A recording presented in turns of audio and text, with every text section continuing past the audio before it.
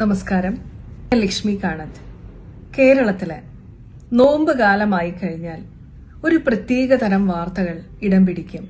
അതായത് സൗഹാർദ്ദത്തിന്റെ നോമ്പ് വർഷങ്ങളായി നോക്കുന്ന ഹിന്ദു സഹോദരങ്ങൾ എന്ന് തുടങ്ങിയ വാർത്തകളാണ് നമ്മൾ പതിവായിട്ട് കാണാറുള്ളത്.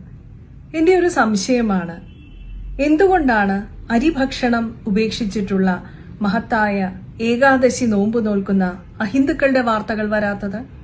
അതേപോലെ ആറ്റുകാൽ പൊങ്കാല വ്രതം നോറ്റ് ആചാരപ്രകാരം തട്ടമിട്ട് പൊങ്കാലയിടുന്ന അഹിന്ദുക്കളുടെ ചിത്രങ്ങൾ എന്താണ് വരാത്തത്?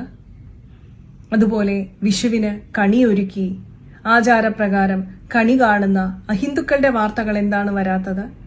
ഹൈന്ദവ ആചാരങ്ങളൊക്കെ അനുകരിക്കപ്പെടേണ്ടവയല്ല എന്നുള്ള സന്ദേശം നൽകാൻ വ്യഗ്രത കാണിക്കുന്ന മാധ്യമങ്ങൾ ദയവായി ഇത്തരം വാർത്തകൾ കൂടി കൊടുക്കുക. എന്നാലല്ലേ മതേതരത്വം പൂർണ്ണമാവുകയുള്ളൂ. നന്ദി, നമസ്കാരം. വന്ദേ മാതരം.